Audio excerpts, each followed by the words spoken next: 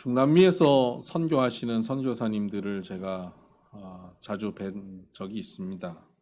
이분들이 저하고 만나서 얘기하시면서 중남미 사역의 가장 힘든 점에 대해서 말씀을 하시는데, 뭐 다른 선교지와 뭐 크게 어려움들은 다른 건 차이는 없습니다. 다 뭐 어려운데, 근데 다른 선교지와 다르게 중남미가 갖고 있는 어려움이 있대요. 그래서 중남미가 갖고 있는 어려움이 뭘까 생각을 했더니 그분들이 하는 얘기가, 공통적으로 하시는 얘기가 그거예요.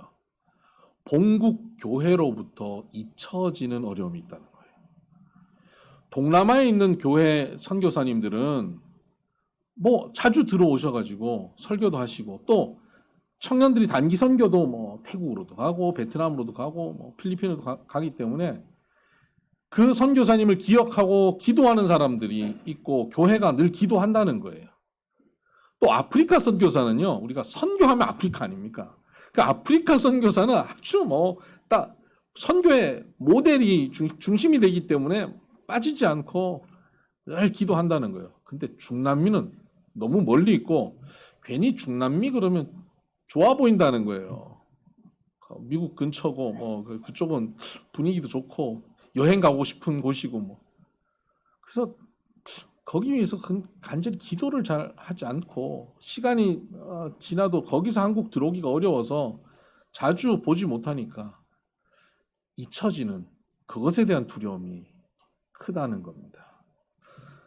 그러면서 이분들이 하시는 얘기가, 내 베이스가 되는 교회, 그 교회의 기도가 사라지면 얼마나 사역하는데 힘들어지는지 모릅니다. 그래서 저희 위해서 꼭 기도해 주세요. 기도 부탁을 하는 선교사님들의 기도 부탁을 제가 여러 번 들었습니다. 이분들은 분명히 알고 있습니다. 교회의 기도가 얼마나 강력한 것인지, 교회의 기도가 얼마나 중요한 것인지 알고 있습니다. 여러분, 교회가 가지고 있는 가장 큰 힘은요, 기도하는 힘입니다. 과거에 제가 미국에 있을 때인데, 한국에서 뭐 한국 정부와 교회와 뭔가 이 사립학교 관련돼서 갈등이 있었을 때가 있습니다. 그리고 또 그 이후에 또 이슬람 관련된 법을 바꾸느라 또 교회와 또 정부가 부딪히는 그런 시기가 있었습니다. 그 시기마다 한국 교회가 어떻게 했냐면 집회를 했습니다. 근데 이 집회가 모여 기도하는 집회, 순수한 기도하는 집회라기보다 정부에게 우리의 힘이 얼마나 강한지를 보여주는 인원을 엄청나게 동원하는 집회였습니다. 그때 한국교회를 대표하는 한 목사님이 이런 말씀을 하셨어요. 인터뷰에서.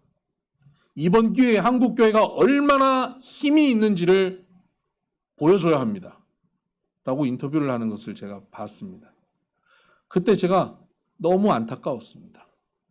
그 목사님이 주장하는 한국교회의 힘이라고 하는 것은 얼마나 많은 버스를 동원하고 얼마나 많은 사람들이 모이고, 또 정치, 경제, 사회, 문화, 교육 현장에 리더들이 교회에 소속되어 있고 그들이 힘을 발휘하는 것을 보여줘야 된다 하는 주장이었습니다. 교회는 얼마나 많은 사람들이 모이느냐가 힘이 아닙니다. 교회에 있는 사람들이 얼마나 권력이 있냐, 돈이 있냐, 이것이 교회의 힘이 아니에요. 교회는 교인들이 하나님 앞에 무릎 꿇을 때 하나님의 능력이 임하는 것, 그것이 교회의 능력입니다. 교회의 힘은 거기 있습니다. 교회가 함께 기도할 때 하늘의 능력이 여기 나타나서 하늘의 능력으로 살아가게 되는 것입니다. 그때 아수르 군대 18만 5천이 와도 하루아침에 하나님의 능력으로 사라지게 될 것이고요. 13만 5천 명의 미디안 군사도 300명의 용사들이 기도할 때 그들이 무릎 꿇게 되는 것입니다. 여러분, 우리는 이 교회의 기도의 능력을 알아야 합니다. 두세 사람이 내 이름으로 모인 곳에 내가 너희와 함께 하겠다라고 주님 말씀하셨습니다.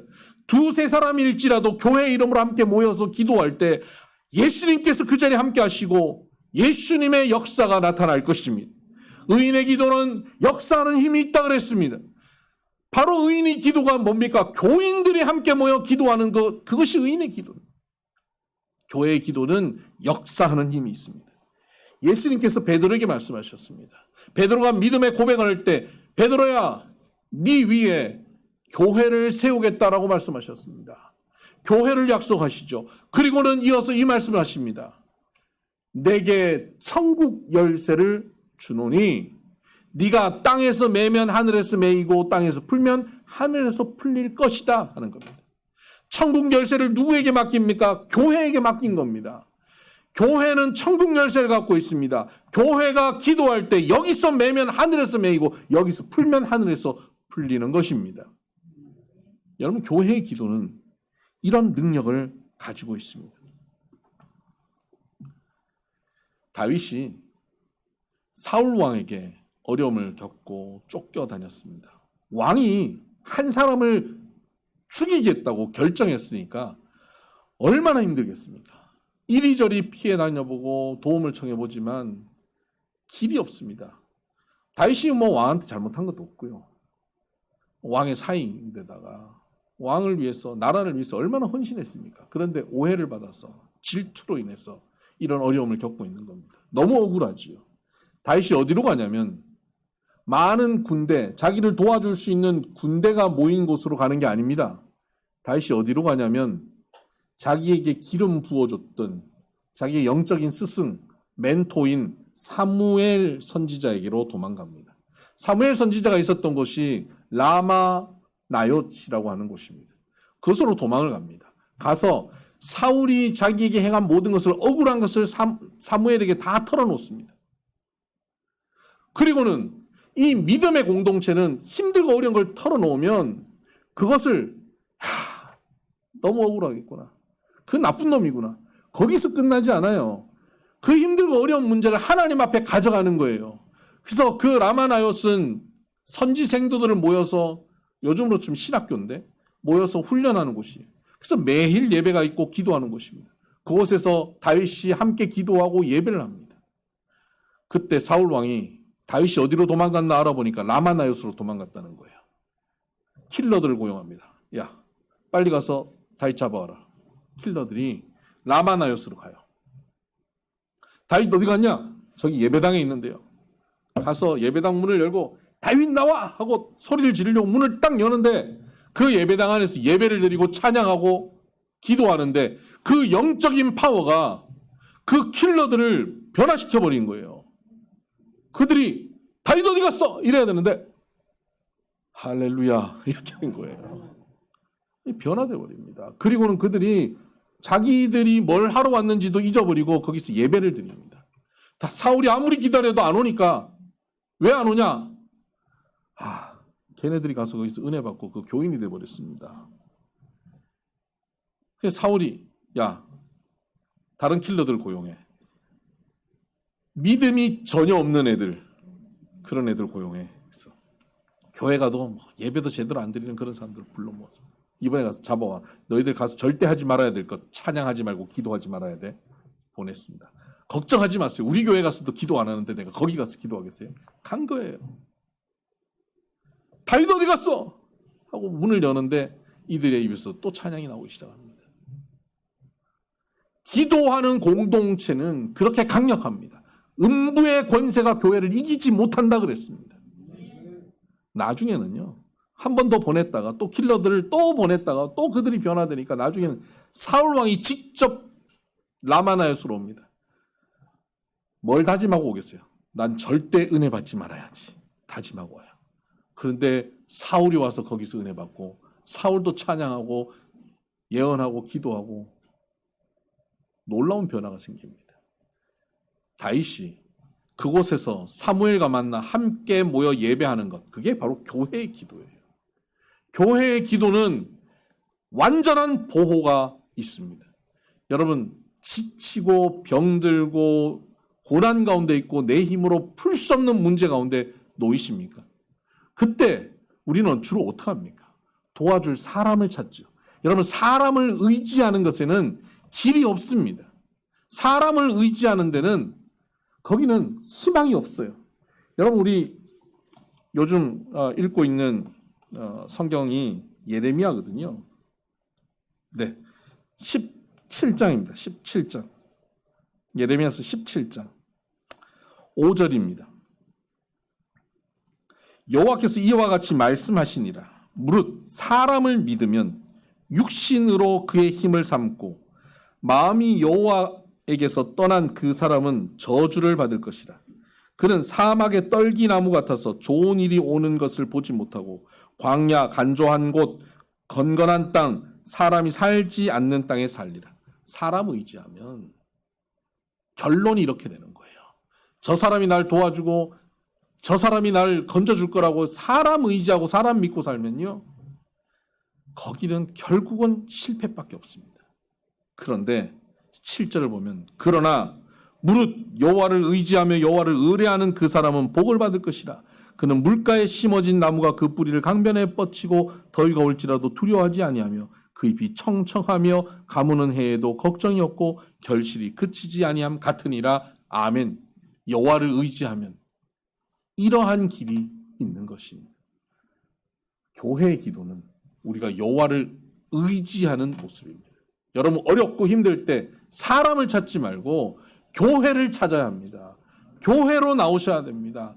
성도들에게 우리의 삶을 나누고 기도를 부탁해야 합니다. 제게 말씀하셔야 됩니다. 기도를 부탁해야 됩니다. 우리 장로님, 권사님들이 함께 기도해 주실 거예요. 교회가 기도할 때 주님께서 응답하시고 역사하는 일들이 벌어지는 겁니다.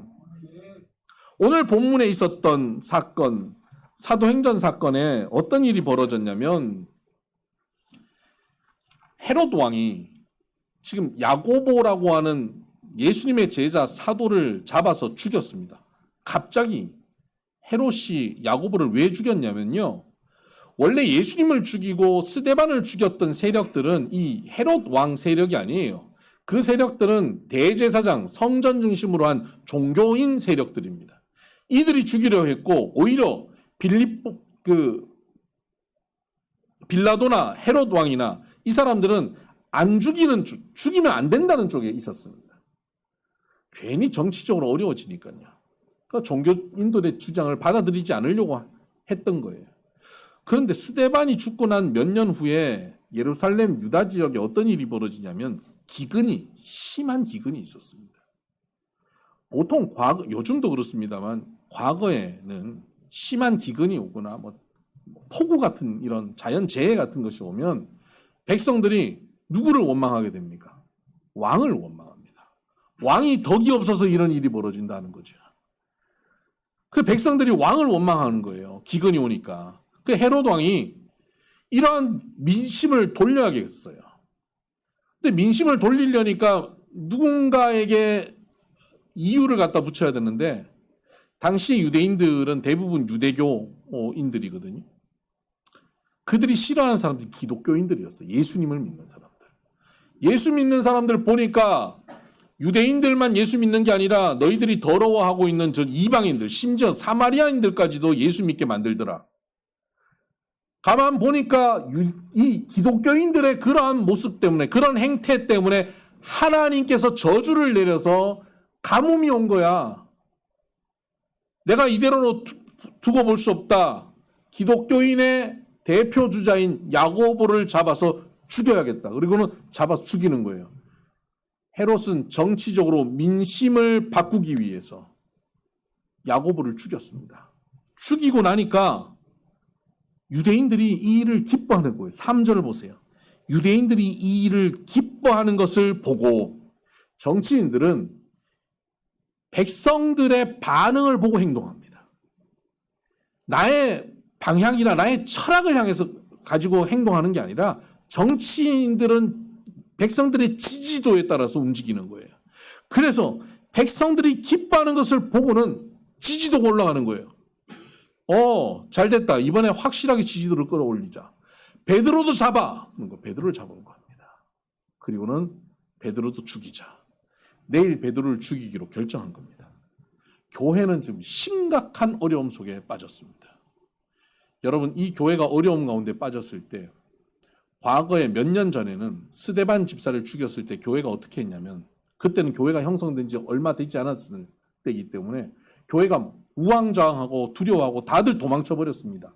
빌립 집사가 사마리아 성까지 도망치고 하는 거 우리가 나눴지 않습니까? 그렇게 도망쳐 버렸습니다. 그런데 몇 년 사이에 이제 교회가 좀 든든히 선 거예요. 야고보를 죽이고 베드로를 잡았는데 교회가 도망치지 않습니다. 교회는 이때 알았습니다. 우리가 기도하면 이 문제가 해결될 것이다라는 걸 믿은 겁니다. 교회는 흩어지지 않고 모여 기도합니다.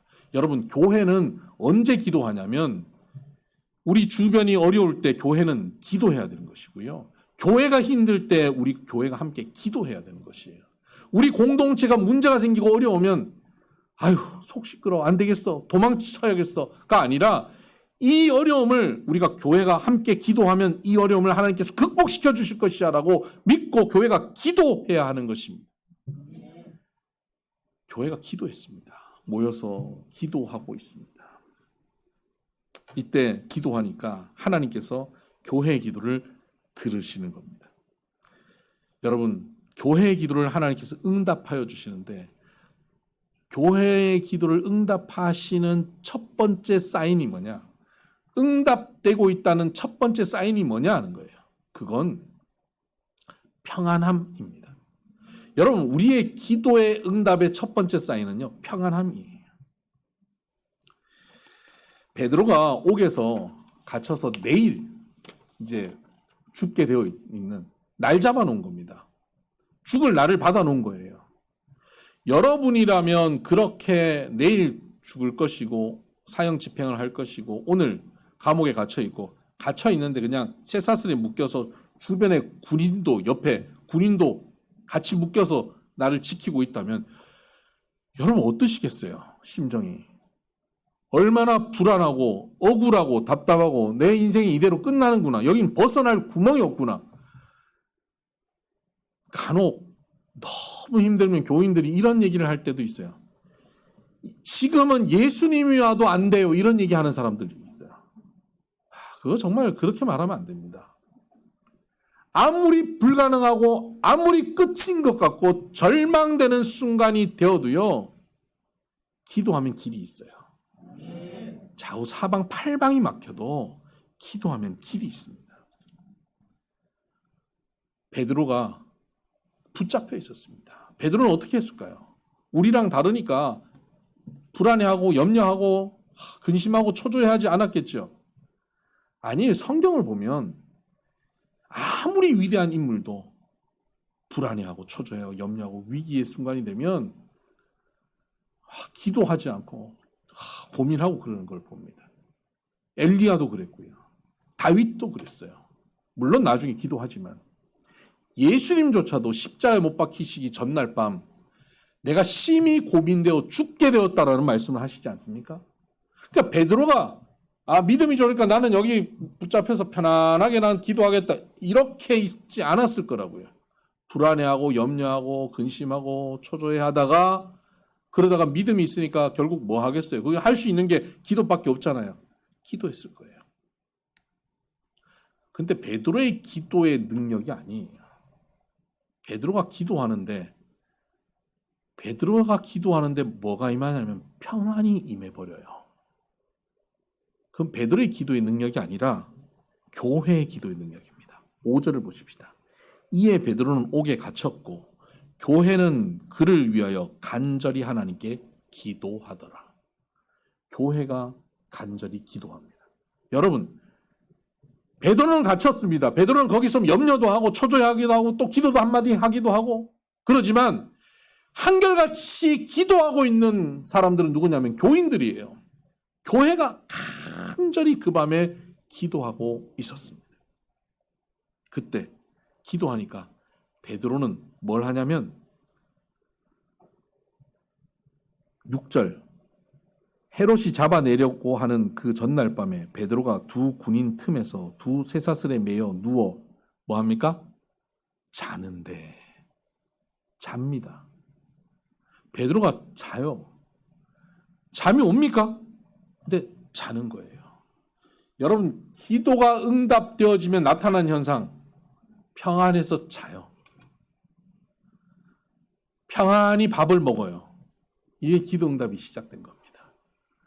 너무 슬프고 너무 힘들고 밥맛 뚝 떨어지고 잠도 안 오고 그러다가 배고파져서 김치에 밥이라도 먹어야 되겠다 먹고 있으면 여러분 응답된 겁니다.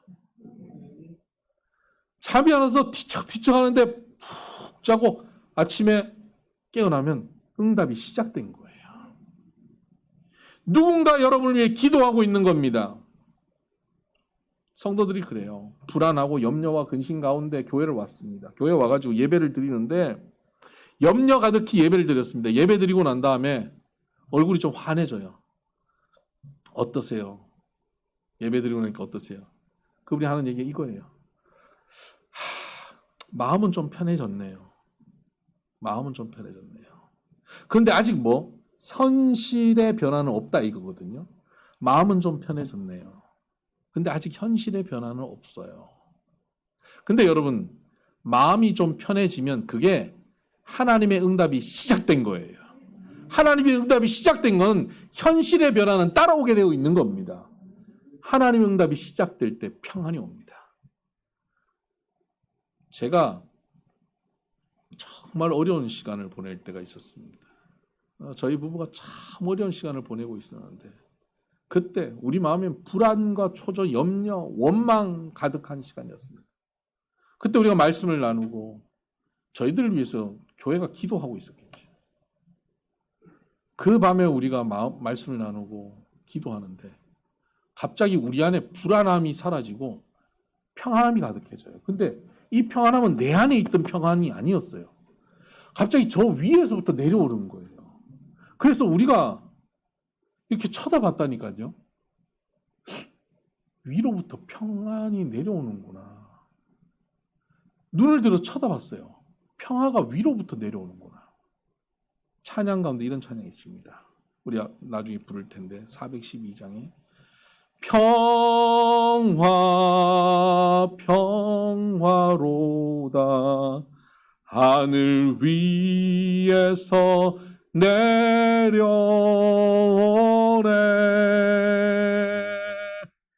그 사랑의 물결이 영원토록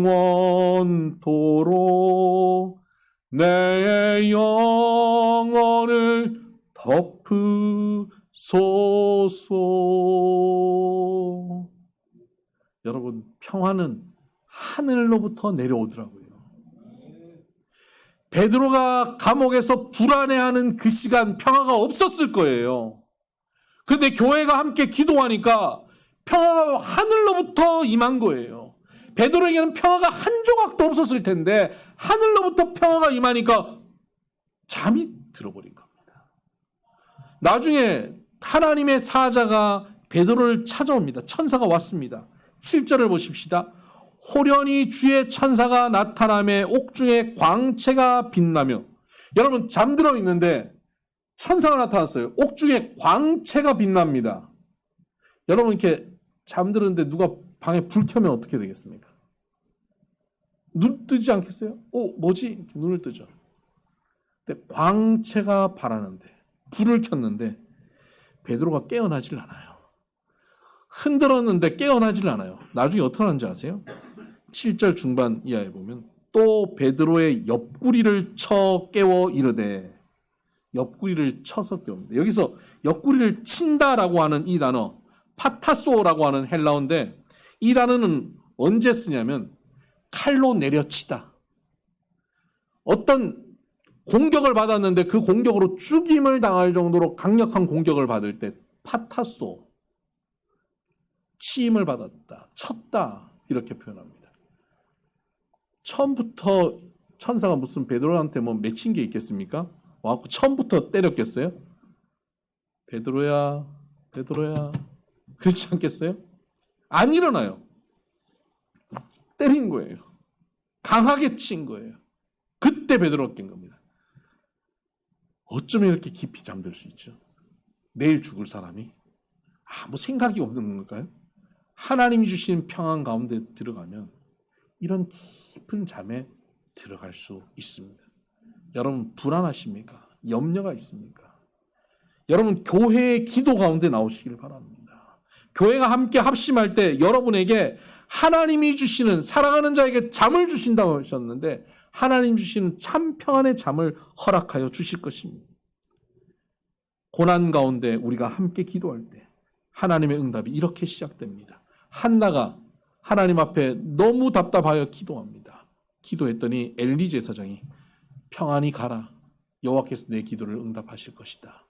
그때 엘리가 그 말을 선포했을 때 한나는 거기에 아멘합니다. 그리고는 그가 어떻게 하냐면 그가 돌아가서 먹고 평안히 먹고 다시는 그 얼굴에 근심의 빛이 없었더라. 그럽니다. 기도하고 하나님의 응답이 있을 때 평안하여 뭐 합니까? 먹었어요. 그리고 다시는 근심의 빛이 없어요. 여러분, 고난 가운데, 환난 가운데, 어려움 가운데 교회가 함께 기도하여서 평안히 임하면 여러분의 삶에 어떤 변화가 있습니까? 잘 자고 잘 먹게 됩니다. 여러분, 잘 자고 잘 먹게 되는 이 평안함의 은혜가 여러분 가운데 임하게 되기를 주의 이름으로 축복합니다. 이번 폭우로 인해 어려움 당하고 있는 많은 우리 백성들에게 이 평안이 임하기를 주의 이름으로 축복합니다. 여러분, 이 평안은 마인드 컨트롤해서 생기는 게 아니라고 말씀드렸습니다. 여러분, 마인드 컨트롤로 내 마음의 평안의 조각을 점점 키워내는 것이 아니라 하늘로부터 임하는 하나님의 일방적인 평안입니다. 여러분, 이 평안이 저와 여러분을 완전히 덮어주시기를 바랍니다. 그러면 이 응답이 평안에서 끝나느냐? 그렇지 않습니다. 평안하게 잠들었는데 거기서 끝나지 않아요. 천사가 와서 베드로를 쳐서 깨웠습니다. 쳐서 깨워서 그를 이끌어 나갑니다. 옥문을 열고 나가요. 8절을 보면 천사가 이르되 띠를 띠고 신을 신으라 하거늘 베드로가 그대로 하니 천사가 또 이르되 겉옷을 입고 따라오라 한대. 베드로가 잠에서 깨어나서 정신없는 거예요. 옷 입어라. 옷 입었어요. 따라 나오라. 막 따라 나가는 거예요. 9절 베드로가 나와서 따라갈새 천사가 하는 것이 생시인 줄 알지 못하고 환상을 보는가 하니라. 자기가 막 따라는 하는데 이게 생시인지 모르는 거예요. 이게 꿈인 줄 아는 거예요. 아니, 내가 꿈꾸고 있구나. 꿈꾸면서도 생각할 때 있잖아요. 꿈꾸고 있구나. 이러면서 움직이고 있어요. 11절 이에 베드로가 정신이 들어 이르되 내가 이제야 참으로 주께서 그의 천사를 보내어 나를 헤롯의 손과 유다 백성의 모든 기대에서 벗어나게 하신 줄 알겠노라. 비로소 깨달은 거예요. 아, 이게 생시구나. 아, 현실이구나. 깨달은 겁니다. 하나님께서 응답하신 하나님의 응답은 뭡니까? 꿈 같은 응답이에요. 꿈인지 생신지 구분할 수 없는 응답. 우리의 상상과 기대를 뛰어넘는 꿈 같은 응답이 임하는 겁니다. 응답을 하셨는데도 에이, 설마 이런 게 일어나겠어? 라고 현실로 받아들이기 어려울 만큼의 놀라운 응답을 하나님이 우리에게 주신다는 사실을 믿으시기를 바랍니다. 여러분에게 이 꿈 같은 응답이 임하기를 주의 이름으로 축복합니다. 그렇게 해서 베드로가 정신을 차리고 나니까 교회가 기도하고 있겠구나. 교회가 기도하고 있으니까 이 역사가 일어나는구나. 그리고는 교회로 달려갑니다. 교회가 모여있는 장소가 마가다락방이거든요. 마가다락방으로 달려가요. 가보니까 거기서 막 기도 소리가 들리는 겁니다. 간절히 교회가 기도하고 있는 거예요. 어떻게 기도할까요? 하나님, 우리 베드로 선생님을 풀어주시옵소서. 베드로 사도를 풀어주시옵소서. 기도하고 있는 거예요. 베드로가 가서 그 반가운 나머지 문을 두드립니다. 김 집사님, 유 집사님, 내가 왔어요. 집사님들이 기도하느라 정신이 없어요. 안 들려요. 근데 저 뒤에 애가 로데라고 하는 여자아이가 기도 길게 못해가지고 자꾸 뒤에 가서 물 마시고 들어오고 이러는데 밖에서 문 두드리는 소리가 나는 거예요. 그래 가서 누구세요? 나 베드로야. 예. 너무 기뻐서 문 열어주는 것을 깜빡하고 다시 달려 들어갑니다. 14절입니다. 베드로의 음성인 줄 알고 기뻐요. 문을 미처 열지 못하고 달려 들어가 말하되 베드로가 문 밖에 섰더라 하니, 집사님, 장로님, 권사님, 베드로 선생님이 오셨어요. 문 밖에 서 계세요. 이랬더니 기도하다가 노대가 소리치는 걸 보고 다들 쳐다보는 거예요. 교인들이 풀어달라고 기도했잖아요. 베드로가 왔다는 소리를 들으면 여러분 어떻게 하겠어요? 뭐? 베드로 선생님 오셨어? 벌떡 일어나서 막 달려나가지 않겠습니까? 근데 이들이 이렇게 말합니다. 15절, 그들이 말하되 내가 미쳤다 하나. 야, 네가 미쳤구나. 이 밤에 어떻게 나와? 감옥에 붙잡혀 있는데 누가 풀어줘? 풀어줘도 내일 아침에 헤롯이 정신 차려가지고 회개하면 풀어질지 모르지만 지금 말도 안 되는 소리지만 너 미쳤구나 이래요. 그때 여자아이는 힘써 말하되 참말이라 하니 그들이 말하되 그러면 그의 천사라. 그의 천사겠지. 네가 착각하고 환상 가운데 꿈꾸는 거야. 이 얘기입니다. 여러분, 지금 교회는 베드로 풀어달라고 열심히 기도했는데 하나님의 이 놀라운 응답을 자기들이 받아들이지를 못하는 거예요. 자기들의 상상 밖의 응답인 거예요. 꿈도 못 꾸는 응답이 임한 거예요. 여러분, 하나님의 응답은 이런 겁니다. 하나님 응답하시면 우리가 상상도 할 수 없는 응답이 와가지고 우리가 에이 미쳤구나 라고 할 정도의 응답이 오는 거예요. 미친 응답이에요. 캐나다의 한 교회가 막 부흥 성장하고 있는데 그 이웃에 클럽이 들어온 거예요. 그냥 막 동네 젊은 사람들이 다 그리로 가는 거예요.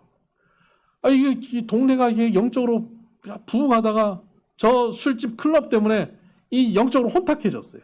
그래서 교회가 이제 기도하기 시작합니다. 담임 목사님이 자 우리 기도합시다. 교회 기도는 역사하는 힘이 있습니다. 저 클럽이 망하고 나가게 해달라고 기도합시다. 교인들이 열심히 기도합니다. 주여 저 클럽이 저 술집이 망하여 지게 하시옵소서 나가게 하시옵소서 완전히 기도합니다. 어느 날 불이 났어요.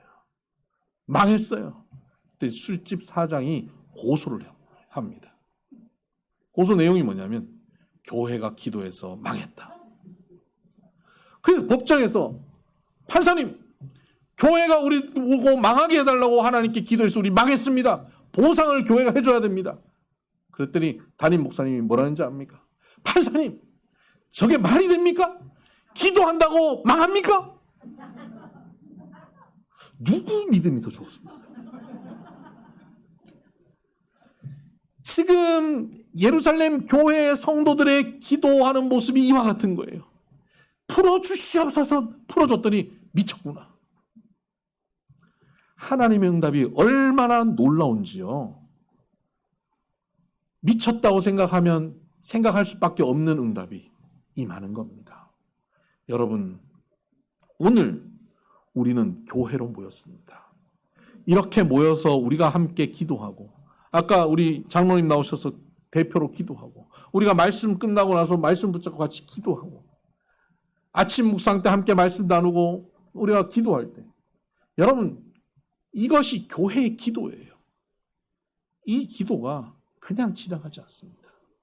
불안한 이에게 염려하는 이에게 두려워하는 이에게 하늘의 평화가 임할 것이고 그 이후에는 우리가 상상할 수 없는 응답으로 이어가게 되어 있습니다. 여러분 교회가 기도할 때 이런 역사가 일어납니다. 우리 비손교회가 이 기도의 역사를 이루어내는 또 이 기도의 역사 가운데 참 평안함을 누리며 응답받는 우리 모두 되기를 주의 이름으로 축복합니다. 기도하십시다.